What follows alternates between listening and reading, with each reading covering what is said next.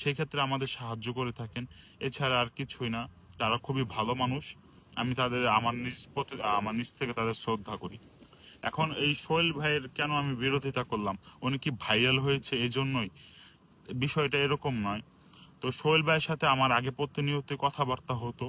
সে সেখানে আমাকে একটা অফার করে যে, মেহেদি, তুমি তো এখন বাইরে আছো, আমি তো এখান থেকে ঠিক মতো লাইনে আসতে পারি না, বা নেটওয়ার্কের সমস্যা ছিল কিছুদিন, তো তুমি আমার একটা কাজ করে দিতে পারো।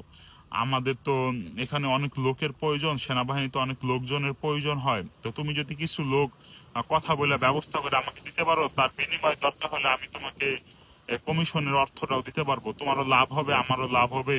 আমি বলছি, ভাই, এই ধরনের কোনো কিছুর দরকার নেই। কারণ আমার আপনার আপনার আমার মাধ্যমে যদি কোনো লোক এখানে আসে, সে যদি মারা যায়, তার তার পরিবারের কি অবস্থাটা হবে, আবার নতুন আরেকজন মায়ের বুক খালি হয়ে যাবে, এগুলোর কোনো দরকার নেই।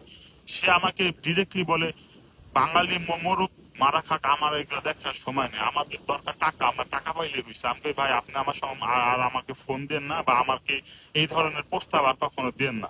সে ডিরেক্টলি আমাকে এই ধরনের কথা বলছে। ঠিক আছে, আমি এইটাও বলছি তাকে, ভাই, আপনি এইটা করা উচিত হবে না, যেহেতু আপনি একজন বাংলাদেশি, নিজ দেশের ক্ষতি করা কখনো উচিত হবে না।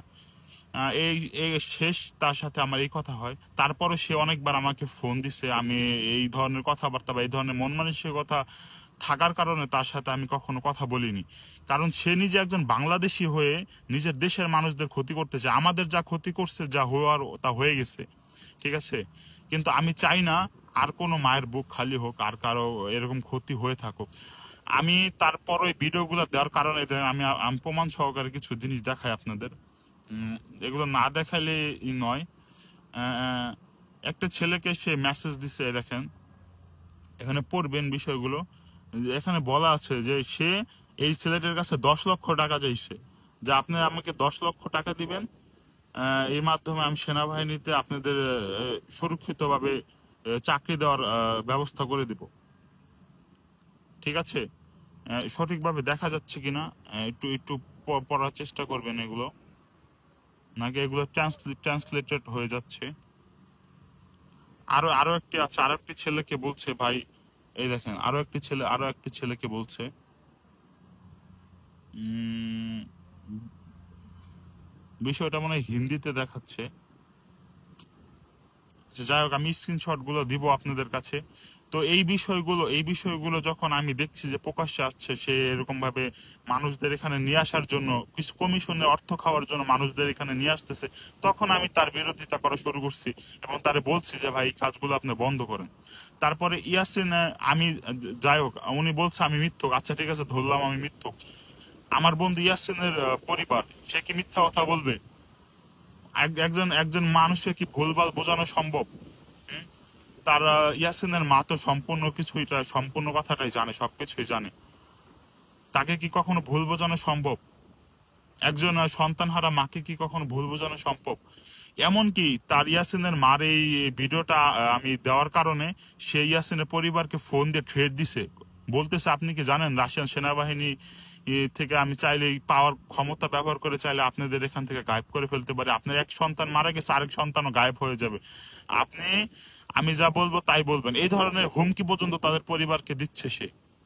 তাহলে এই লোকটার মুখোশের আড়ালে সে কতটা ভয়ঙ্কর পরিমাণের একজন লোক, আপনারা চিন্তা করুন।